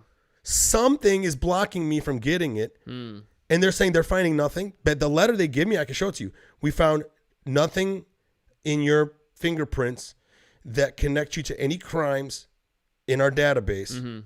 But that still doesn't mean you can get a gun. Wow. And then when I call the fucking place, the number that they give you, it's just basically a long recording that basically tells you, get a lawyer. Really? Yeah. Now, that's dystopian as fuck. I'm a Marine honorably discharged. Yeah. If there's anybody in this fucking 5-mile radius of this where I'm living right now, I should be the one that's qualified to have a fucking gun. For sure. Can't get it. Wow. No, and I can get one in Michigan. I can get one anywhere. Anywhere I go, I can get a gun. Background check passed. State of California, we don't think you're Democrat enough or some shit. Fascinating. So to me, It's almost like they've listened to this podcast. it's almost like we're entering this dystopian control, and it's scaring the fuck out of me, bro. Well, because to me, that really pisses me the fuck off. The reason why I decided to get a gun is because I started realizing I think I might need a gun right now. Right, of course. Yeah. I get that. I totally get that. You know, so like, where do we draw the line? Right. You know? Yeah, I don't know. I mean, these are always the questions, and I think they need to be had. I think we just have a firefight. We see who survives. You could throw stones at me. Dude, I'll have my AR-15. This is what you should do. You should challenge the person who wrote that letter saying you can't get a gun to a duel. And the winner fucking gets what they want. But it has to be because it's California. Yeah. The duel is going to be like flag football. Who can juke out of the way? It's an ice skating competition. Yeah. Of course. Hey, real quick, bro. I wanted to talk about your dad because when we were talking at the Comedy Store, your dad's story is fascinating, bro. Hell yeah. It's an unbelievable story. My dad became a doctor late in life, as I mentioned before, and he became a doctor. He wasn't really like a working doctor until he was like 40, and before he was 50, he quit practicing medicine in America because he considered our healthcare system to be too unethical. Barely finished paying off his debt. My dad was How old was he? He was almost 50 when he quit practicing medicine. My dad's born and raised in the Bronx. Like the fact that when his family had a car when he was a kid, it was like that was wealth. Like they didn't grow up with anything. My parents were food stamp eligible for years and years. When he was in medical school, they had nothing. You know, my dad never had anything. And then he became a doctor, started making money, paid off his debts, and then he was like, I can't do this because he just thought our healthcare system treated people too poorly. Everybody on both sides, patients, physicians, nobody was getting respected. He just didn't like the system. He thought it was bad. He thought it was unethical, and it was impossible to be a part of as an ethically driven person. But he loved doing what he did. He loved being productive. And he ended up seeing in a newspaper a job posting looking for doctors in Australia. And he called the number and he said, I'm interested. And they said, well, they need a cardiologist in Tasmania. And he was like, what the fuck is Tasmania? But he only called because he just read a travel book called In a Sunburned Country by a travel writer named Bill Bryson. Great book about Australia. It's a guy that travels around Australia and just talks about everything that's uniquely weird about Australia. Okay, it's a great book. It's a book, so basically it's a biography. Exactly. It's a biography about a country. Okay, it's a travel book about the crazy animals, about the crazy history. But Australia has so much barren outback that they believe a terrorist organization tested a nuclear bomb in the 1960s in the outback, but nobody knows because it was that far away from civilization. What? How fucking insane is that? Australia is huge. It is. And fascinating. It is. And so he'd read this book, and then they're like, Tasmania's not even in the book. So like he jumps through all these hoops, all these interviews. He gets on a phone call with all the departments of medicine, and they give him the pitch of the hospital. It's considered a rural hospital, 70,000 person town called Launceston, Tasmania. And they're like, do you have any questions? And he's like, yeah. Yeah. The guys got computers there. And they all laughed and laughed. He said it like a joke. But he literally didn't know if they had electricity. He knew nothing, and he was trying to figure it out. He was freaked out about this move. They wanted him for a year. He wouldn't go for more than 3 months. They what? They wanted him for a year to commit to a year contract, and he was like 3 months. 3 months. And they were like 6 months. He was like 3 months. My dad's from the Bronx. My dad barely considered leaving the borough, let alone the country. You know, like this was not something he thought about. Not in his wheelhouse. Not at all. Like he was so freaked out that the day of his flight, it was raining, and the plane took off without him. Didn't even get on his bags are better travel than he was at that point. He was like, what? No. Done. Does he have anxiety? He's a Jew, man. What do you want? Yeah. My dad is an impressive guy. My dad got his MD. He got his PhD because he was a professional rower. He was expected to make the Olympics, and he hurt his back. Oh, wow. Became a triathlete, ran marathons. Like, my dad got his MD after that. Like, my dad is an MD, as my grandfather would say. He was a doctor. Like, fucking impressive, brilliant man. Accomplished in multiple aspects. Seems like he's alpha as fuck, though. Big time. Yeah. Big time. But this was outside his comfort zone, man. And he got there, and long story short, he found a system. He worked for a public healthcare system, public hospital, so socialized medicine, but they had private insurance. And he found a way to take the capitalist background he had and apply it to the socialized medicine system to create the most profitable department of this hospital, which he used that money to create training programs where he brought in doctors from around the world and trained them in interventional cardiology, which is what he specialized in. He did so many cases without any sort of surgical backup for hours away from him in this little hospital. So many cases and such a high success rate that he's been published in the American Journal of Cardiology for shit he did in Tasmania. Wow. I mean, it's an unbelievable success story. Wow. And then 15 years later, after moving there and building the system and hiring nurses and training doctors, he had a heart attack. And he went from heart attack to recovery room in less than an hour because of the thing he built. And he was stented by his protege. The dude he trained and taught how to do this is the guy that saved his life, as are the nurses that he helped train. Fuck. The system he helped create to bring people from ambulance to the table, to the recovery room. Everything he built saved his own life. What a beautiful story, bro. Unbelievable. It's, you know, I mean, when you told me this story at the Comedy Store, I was like, remember, I was just like, what? I was like, it was almost as if just the universe or God just set him up so that he could save his own life. It's unreal. Way to fucking plan ahead, Dad. Like if he would have, if that heart attack would have happened here, yeah. how do you think his success rate would have been to survive? It's hard. I mean, I have no idea because I don't know anything about. But first of all, you want to go anywhere in LA, it's going to take you an hour. So that ambulance ride alone, You're fucking done, bro. You're done. You better fucking go out like Kobe. That's right. Get on a helicopter, bitch. But that's the whole thing. God damn. Dude, I mean, a lot of there's various. Obviously, I'm not a fucking cardiologist, but like the faster that you can get treated and reopen the blood flow and break up the blockages that are causing the heart attack, the less damage done to your heart. Within an hour, within an hour, man. And no, they didn't. They stented him within an hour. Within an hour. He was in the recovery room within an hour. I mean, that's fucking fascinating, bro. Fast. And my dad's very good at what he does. Because it's Tasmania, no one gives a shit. I can go and stand in the cath lab behind the glass while he's doing this procedure. I've watched him do this dozens of times. I'll be there in my gym clothes, hanging out, drinking a protein shake, and they'll be like, him saving somebody's life. Somebody was arresting on the table 5 minutes. And you can watch it? Stood there. I've watched him take. So when you put in a stent in somebody, it's fucking crazy. What they do is they pump a dye. The patient is awake because you have to talk to them because you got to understand discomfort and shit like that while you're doing this. This is an invasive procedure, non-surgical. When you have open heart surgery, they break your ribs. The whole point of this procedure is not to destroy your infrastructure so that you're awake. You're awake. Fuck. On the table. And they pump a dye that goes through your circulatory system that shows up on their monitors. Sure. And then, traditionally, he was entering through the groin, but you can go through the wrist. You can enter in multiple parts of the body. And with a long, thin wire, he navigates your circulatory system to get to the blood clot that is causing your discomfort, pain, or heart attack, or killing you in that moment. And you navigate your circulatory system. They blow up a balloon, insert the spring, deflate the balloon, distract it, and that spring is the stent. By opening up your artery, it creates more blood flow to break up the clot, and that's basically. And I've seen him do it where he's like there's branches of arteries and veins where he's like done a twofer at the same time. I've seen him pull the wire out and blood starts shooting dangerously out of like an 80-year-old patient. Emergency shit, everybody running around. No, like crazy stuff, and they're fine. They survived. Because they knew what they were doing. But like, so I mean, you're the fucking and he's the conductor. And the person's awake for this. Awake for the whole thing. Did they see blood coming out of them? Well, were they freaking out? No, they were because they're lying back. They don't know. They're like because there's a sheet in front of them. They're lying back. I think they were just too old to sit up. Like I don't think they had the abs to like sit up because they're lying flat on a table and it was shooting out of their groin.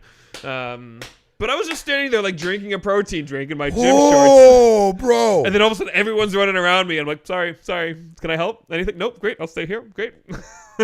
They just let you drink a protein shake in there? Well, I'm on the other side of glass. So like, I'm not scrubbed in. I'm not standing you guys next are not to the professional, patient. bro. I just thought like you're sitting like over his groin area and just, ooh. There's a guy named the radiologist who's on the other side of the screen who switches the monitors. So he'll be like, my dad will be, go to the C screen or whatever they call it. Go to the groin close up. That's not a thing. But whatever it is they need to see. Your dad still do this? He is taking a sabbatical right now because he's getting to a point where he's going to decide how much he wants to keep working in his life. But just as of December, he took... In Australia, man, this is what people who are like, socialism, boo, socialized healthcare system, socialized governments. In Australia, they live a better life than us in every possible way. And if you work for the state government, they have multiple ways in which you can take off like 3 months at a time. And one of them is called long service leave, which... dates back to the days of like the 50s and the 60s when people wanted to go see their families in the UK. So to get there, you had to take a boat. So you need 3 months off to do a boat ride there and back plus spend any time there. So nobody wants to get rid of this. So they still, if you work for 10 years, you get 3 months of long service leave. So my dad's accumulated long service leave. There's leave you can take where if you're studying to become better at your profession, then they'll That's keep nice. It's unbelievable. Australia has so many they have a holiday called Recreation Day. Okay, but you know what else they have? What? Lazy people who don't want to take chances like your father and go to Tasmania and take their individualistic spirit and gusto and energy and know-how to fucking create what he created in Tasmania. They had to find doctors elsewhere. Yeah. I have Australian friends, and one of my friends, Kevin Watts, shout out to Kevin Watts. He said that, I remember he's the one who told me, he was like, you know what's unique about Americans is you guys take chances. Mm-hmm. He goes, I wish Australians took chances. I go, what do you mean? He goes, Mike, you will never hear a story of an Australian selling his house and living in a car to make something happen in his business or his dreams. Right, but that's also... So to me, it's like there's multiple sides to this, right? I don't disagree. The fact that we are not able to get healthcare as good as those other places really does force us to like survive in a much more with more ingenuity. It also forces my shoulder to click for my whole life because I me broke. too, bro. Yeah, but I don't think that's good. So no, I think it's great. What you're saying, this fucking clicking thing is fucking amazing, bro. Because you want to know why? I have to be a millionaire tomorrow now. Because this is gonna get worse, and I need to make money to make shit happen. I would say you can say that, but then you can look at the fucking Hemsworth brothers and be like, oh shit, maybe Australians do take chances. I know so many comics that come from money that dived into stand-up comedy head first because they have no fear, because they won't die if they fuck it up. And they're doing great. Versus some of the comics that I know that have nothing, that have no money, that have never had money, that always have to work, that always have to spend 40 hours a week or more to pay their bills, to have health insurance, so that they can do the thing that they love. And there's a big difference there, man. It's when I say that jokingly. I brother. get it. I get it. But I also mean? like to really reiterate it because so many people really do believe what you're saying. Like that American dream is that you sacrifice everything for it. And that's where I'm saying that everything needs to meet in the middle. Yeah. Like I'm now starting to like get to the idea of maybe I'm I think the term is democratic socialist. Mm-hmm. Because I'm not a Democrat at all. Yeah. I hate the Democrats. I hate the Republicans. Right. But my point is that like I think if I could be saying this wrong, but a Democrat or a socialist, I can't remember. Yeah. But basically, it's the idea of taking the best logical things of capitalism. Yes. And taking the best logical things of socialism and bringing those things together. Sure. Yes. Because to me, I love capitalism. That's what my dad did. What? The exactly. It's exactly what he did. It's exactly what he did, right? So he's probably the person that needs to be on this podcast. Get the fuck out of here, bro. See you later. But you know what I'm saying though? Like to me, it's like if we can get to that, because I love capitalism. Yes. But I think it's fucking stupid that we can't interject some. Yes. Well, capitalism. The problem is that any socialist stuff that we do add, we open the gates for people to manipulate that system. Every system like is welfare and all these other things that we have set in place. But free market is also manipulated. When we decrease regulation on companies, they manipulate it by taking more profits and not paying people more. Like there's nothing, trickle down economics has been proven so many times it doesn't work. But I think there's some aspects to that mindset that's true. Sure. There are some companies that if they had more access to more money, they'd be able to do more good. Capitalism, what they don't tell you about capitalism is that for you to succeed, somebody else usually has to fail. For you to make more money, you do so by paying other people less. Like that is such a component of what capitalism actually is. Sure. I ran a production company for 5 years, and every budget that I did, I got to make the line items of what I could pay everybody, and all I had to do was pay that production assistant $100 less, and suddenly I made $100 more. If I paid that camera guy $300 less, I've already confirmed the budget's going to be $60,000 for this shoot. If I pay them less, I make more. And I always wanted to pay everybody their fair rate. I always wanted to take care of these. Most of them were my friends. I wanted to hire the people I wanted to hire, give them chances. But the ease that I saw with which I could fuck over people I care about and make thousands of dollars, who isn't tempted by that? Like that's part of what capitalism is. But I think that you should make a profit. But I already was. This is all about how much profit is enough. I'm right there with you. Yeah. Because I'm in real estate. You're a business guy. And I understand profit, but I'm also in the middle too. Yeah. Like for example, I have some homes that I got early that were like really cheap. Yes. Right? And the tenant that I have there is paying $216 rent. Right? While rent all around her is going up to like $1,200. Yes. If she left, I could fetch $1,200 a month. Yes. Other landlords would price her out. Sure. Right? Sure. And I am with some of my tenants. Sure. But there are legacy tenants that I have that I know are good people. Yes. I put them myself. Yes. I like these people. Yes. They never give me problems. They pay early sometimes. Yes. And because they give me such ease. Yes. And because I was lucky enough to get the home for such a cheap price. Yes. I don't have to. I mean, I could. It'd be nice. Yes. But I much prefer the relationship that I have with this person. That's exactly what I'm talking about. And that there's some part of me in my heart that goes, they're happy, I'm happy. Yeah. Does that make sense? 100%. But then I have other tenants that fucking like they try to ream me and shit, and then I'm just like, oh well, I got rent's $1,300 now, bro. You know, you got to get the fuck out of here. Yeah, of course. And this is the thing is like this is what I think most more conservative capitalistic people want, which is they want the ability to make those choices themselves. And I want that too. And I want that. Same. And that's I like the fact that I can make that choice. Of course. I agree and agreed. And I feel the same way. I understand all of it.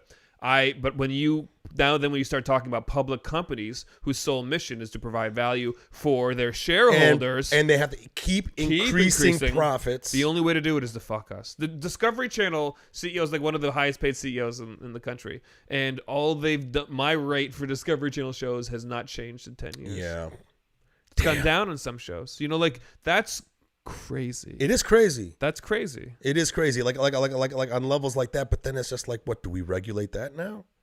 You know? I mean, what do you regulate? And again, like to me, I can't stand regulations, bro. We just said how I can't get a gun. I know. And like sometimes you get so many regulations. It's like there's nothing you can do but have somebody telling you what you need to do. Cut your grass, do that. It's the Melbourne lockdowns, right? That's regulation at its extreme, and that shit's scary. When regulation fucks you, man, it's the worst. And so you got to find a balance. And bro, can I give you a funny story about Melbourne? Hit me. This is like before the pandemic. Yeah. And I couldn't believe how regulated they were. I tried to get a drink. AJ Faji? No. He's a doorman at the comedy store, tall Nigerian guy. Yeah. We happened to fucking go to Australia for a month to do comedy separately. And didn't realize until just as I was going there. So then that's how we like became friends. Cool. And we're both out there. And I remember it was like on my last day there, me and AJ are at this like beach club, right? And I went to go get a drink, right? And I usually typically drink tequila on the rocks. I don't like beer. I drink beer, but it just makes you fat. You know? Whenever you get tequila or anything on the rocks in America, that typically signals to the bartender, I'm going to put ice in it, and the pour is going to be a little bit heavier than it normally is for a regular shot. Here, that's correct. Yeah. That's exactly what it is, right? So you get a lot of alcohol and some fucking ice. Right. In Australia, they're regulated to only pour so many milliliters. Yes. The guy pulls out a shot glass. Yes. It's got a line on it. And then he pours it so slow, looking at the line. And I always equate it to like a lab scientist that's like afraid he's going to blow up the lab if he crosses that line. Right. And he's like, what? And then he puts it in a rock glass and then he pours it in there. Right. And he gives me the glass. And the glass looks empty, mind you, because of the size of the rock glass and how much ice was on there. Looked empty. I go, bro, this looks empty. He's like, no, Mike, that doesn't look empty. I can see a short in there. And I was like, make it a double. Can't give you doubles, Mike. What do you mean you can't give me doubles, Mike? Sorry, Mike, can't give you doubles. You be throwing them back too fast. So I go, okay, can I get two? Sure thing. Okay, hold on. So he does the same thing. Yeah. Almost going to explode the lab. Yeah. Pours. So now I got two empty glasses. Yeah. So I pay him $80. Yeah, so $3,000. Right? And he goes to try to cash it out. And I'm looking at these two glasses going, I'm just going to pour this one into this one. And just before I do, it's like he had eyes behind back here. He's like, Mike, don't do that. Don't, please. I could lose my job. Yeah. And I was like, are you serious? He's like, no, Mike, I'm telling you right now. Don't do it. I could lose my job. You cannot pour them together. Please. I go, these look fucking empty. He's like, mate, I assure you, they don't look empty. You don't look stupid. Fine. Yeah. Go back to the table where AJ is. I put these two fucking empty glasses in front of AJ. I go, those are my tequila on the rocks. Yeah. And he's like, that shit look empty as fuck. I go, that's what I fucking told that guy. And right when I said that, the waitress took my drinks away. No way. And I was like, what are you doing? She goes, I thought you were done. I go, exactly. Bro. That's ridiculous. That was before the pandemic. Dude, 20 years ago, that was my experience drinking. So to me, that's the fear that people like me have. Yes. Is that if you start fucking going, we got to regulate all this shit. Yep.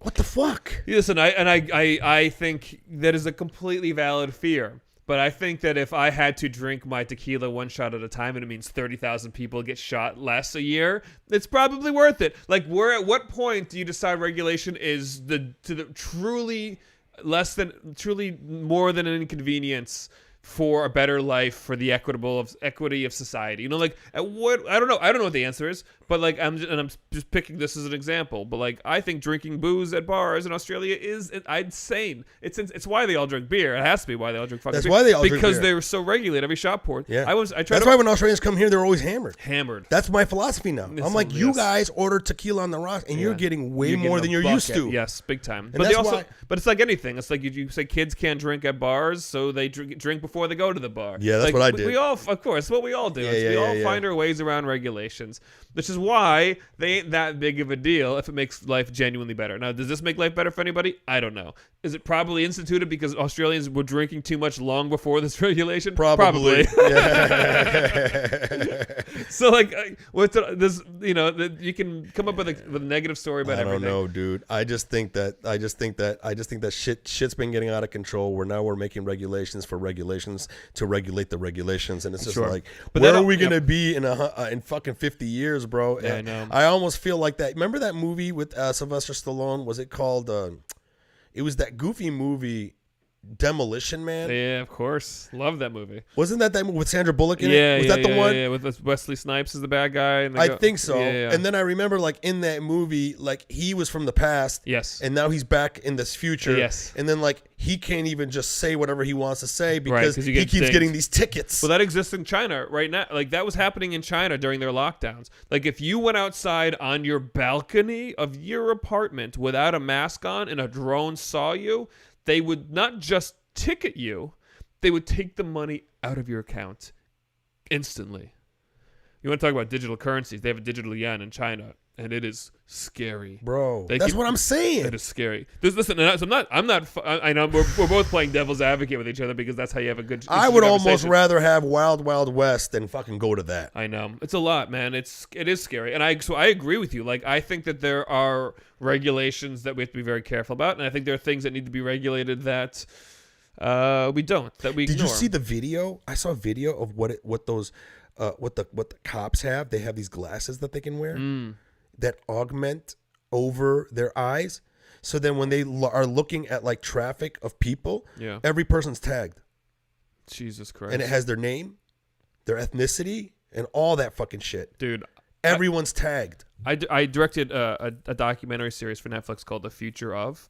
Yes, I saw that. You directed the whole thing? I was one of the two directors on the show. Good job on that. That was fun. That was fun to watch. I liked it. I'm glad. I appreciate that. It's what they ended up making is not what I initially came on for. So initially it was a 20 episode order, and it was way more deeper dive into these topics, more topics, more deeper exploration. And then after about 6 months, the network decided to simplify it and make it kind of like explain this. Yeah, more exactly. That's all they wanted. They wanted more pop culture-y and simpler, and which bummed me out because that's how I interviewed the. I know that bums you out, but it served its purpose. Great. It was the thing that I wanted to watch where I didn't want to think too much. Yeah, and it was good. That's good. Don't get me wrong. Yeah. I see the value of it. I also make fun of the value of it because it was the best storytelling of my career. Wow. I mean, I interviewed Neil deGrasse Tyson about this future of space travel. I interviewed the chief ethicist and neuroscientist at DARPA about brain-computer interfaces. Like, man. How cool. So fucking cool. And they just took everything that you did and put it into one little sentence. Exactly.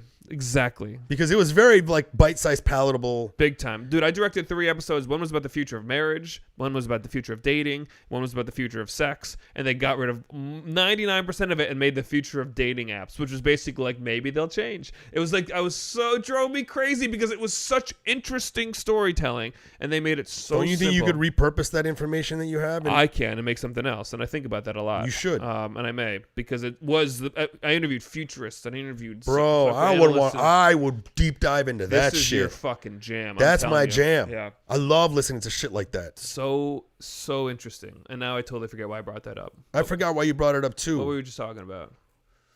I'm the one smoking weed. Why are you asking me, bro? Well, fuck you. You saw me hitting this pen the whole time. What was I talking about? Man. We were talking about Contact high, baby. Somebody fucking call in. Where's our bacon guy? No, don't call. Don't fucking call. Don't call, motherfucker. Fuck. What the fuck? We were talking about liberals and conservatives. We were talking about regulate. Oh, I got it. I did one of the episodes that I was directing on was the future of policing. There you go. And it was mostly about AI. And it was mostly about AI and predictive policing technologies that are coming down the pike. And I interviewed brilliant advocates and brilliant scientists. And pretty universally, the message it was, this is going to be bad. Because all it does is give people with power more power. That's what I'm saying. And all human bias, there's a whole documentary called Coded Bias, and basically the whole... Coded bias. Coded bias. And the whole thesis is essentially that all technology, all coding, which is what AI is, all the coding that goes into technology like AI, it carries the bias of who's coding it. So if you're all white dudes in Palo Alto coding this technology of automated cars, what they found early on was the automated cars, which were trained not to hit white guys, were not trained to not hit black guys. Were not trained to not hit children. Were not trained to not hit people in wheelchairs because they didn't think about it because of their bias. So all of that stuff gets changed over time, but not before somebody in a wheelchair gets hit by a car. Like, what does it take? And so when you talk about predictive policing technologies, trying to predict, like Minority Report, who's going to commit the crime, all it's doing is taking the biases of society, which is saying downtown Detroit's more dangerous than the suburb. Let's put more police there. Is that going to solve the problem? Is that ever really proven to solve the problem? All of these technologies that are going to be applied to law enforcement in the future just create more control and more bias in a technological form as it currently exists. And there is no regulation to prevent it from being coded exactly how people in power want to code it.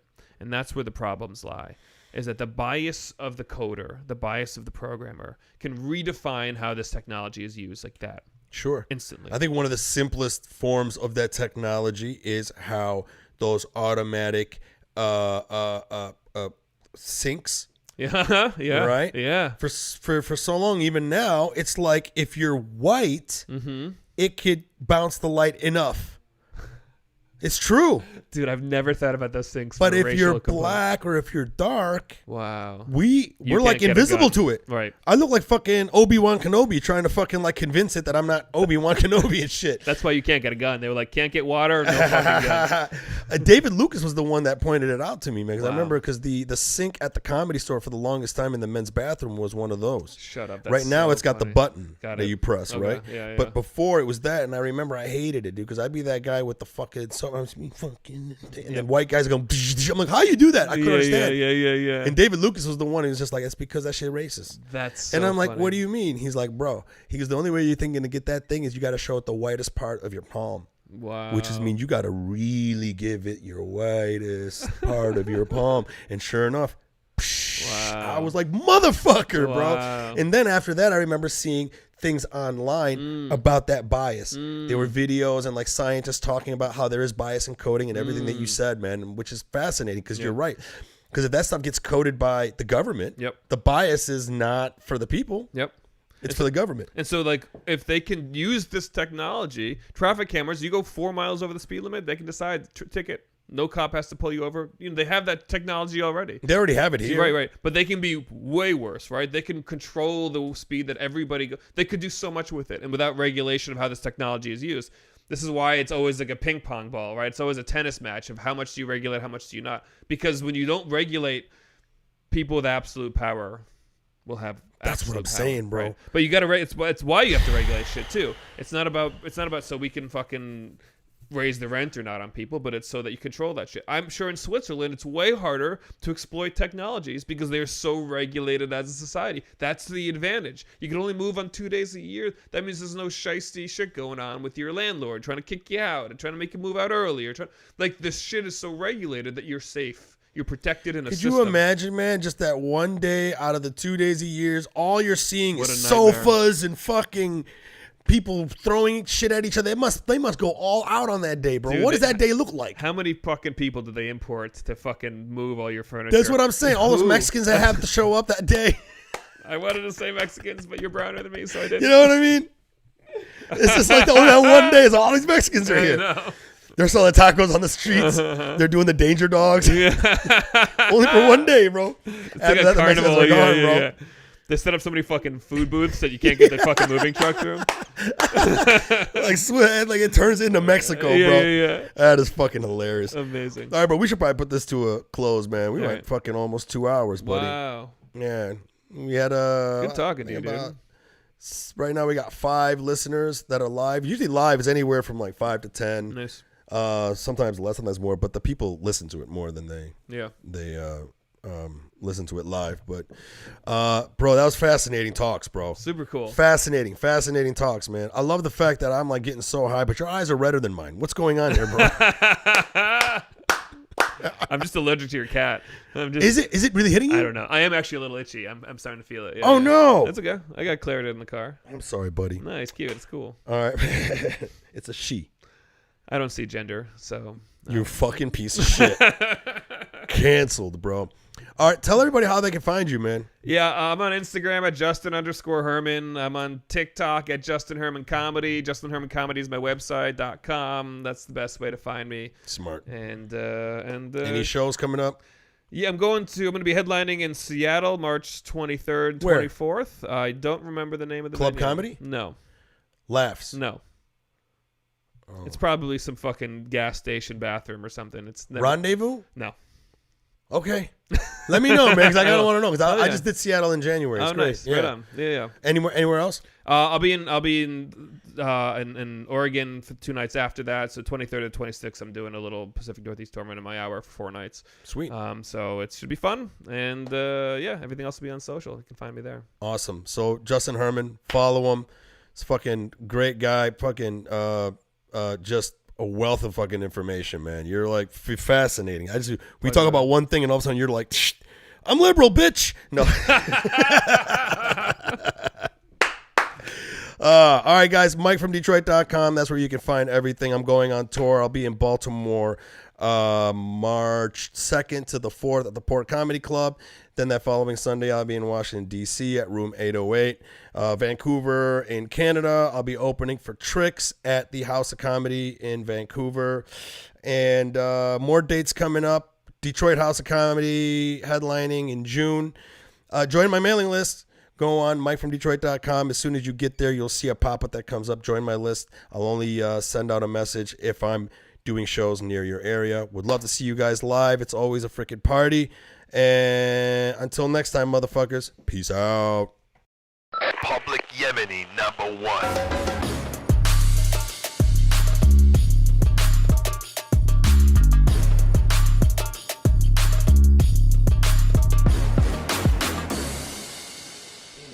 Dude, you're the same.